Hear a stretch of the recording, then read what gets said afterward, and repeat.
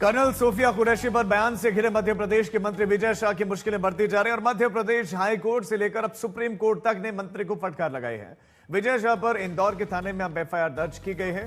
कल Madhya Pradesh high court ने विजय शाह पर मुकदमा दर्ज करने का आदेश दिया था। इसे विजय शाह ने सुप्रीम कोर्ट में चुनौती दी थी, लेकिन सुप्रीम कोर्ट ने जब सुनवाई की तो एफआईआर पर रोक लगाने से इनकार कर दिया। कड़ी फटकार भी लगाई। सर्वोच्च अदालत ने विजय शाह से कहा कि आप एक मंत्री हैं, ऐसे संवेदनशील समय में एक संवैधानिक पद पर बैठे व्यक्ति को सोच समझकर बोलना चाहिए।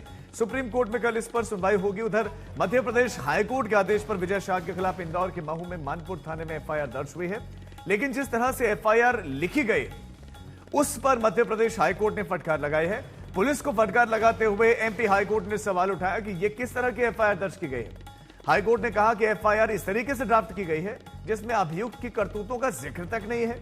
एफआईआर को अगर चुनौती दी गई तो आसानी से रद्द हो सकती है। हाईकोर्ट ने एफआईआर में सुधार करने का आदेश भी दिया है।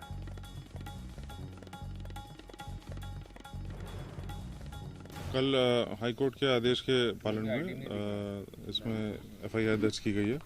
धारा 152, धारा 196 और 197 इसमें कल एफआईआर दर्ज की गई है।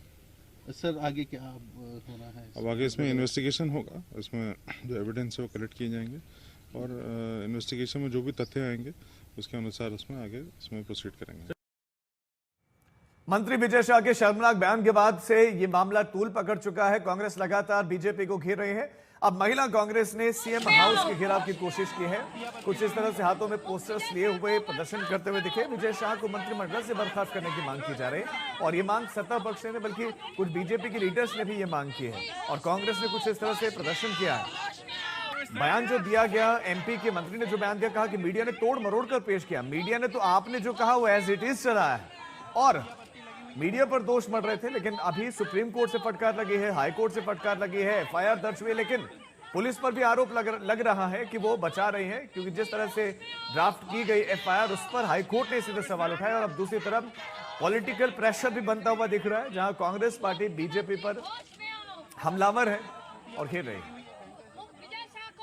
पार्टी के एक वरिष्ठ नेता मध्य प्रदेश के मंत्री ने सेना के प्रति वक्तव्य दिया, उसके प्रति पार्टी ने कोई कार्रवाई नहीं की, प्रधानमंत्री ने कोई कार्रवाई नहीं की, प्रदेश के मुख्यमंत्री ने कोई कार्रवाई नहीं की। तो प्रधानमंत्री के वो वक्तव्य और विजय शाह के सेना के अपमान के बाद उन पे कार्रवाई न करना, दोनों अलग अलग दिखते हैं। करनी और कथनी में अंतर दिखता है। विजय शाह पर क्या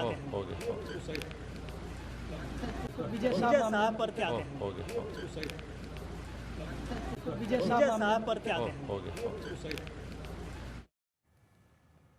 बयान दिग्विजय सिंह का भी आया, आपको सुनाते क्या कहा।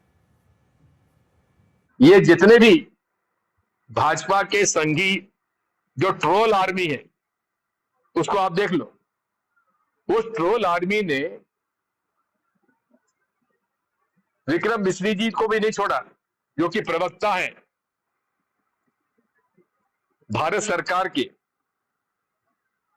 उनके परिवार के खिलाफ भी जिस प्रकार का जहर उगला है मोदी जी की ट्रोल आर्मी सोशल मीडिया पर, और दुख इस बात का है कि जिन्होंने ये सब सोशल मीडिया पर डाला है उनको मोदी जी फॉलो करते हैं, प्रधानमंत्री।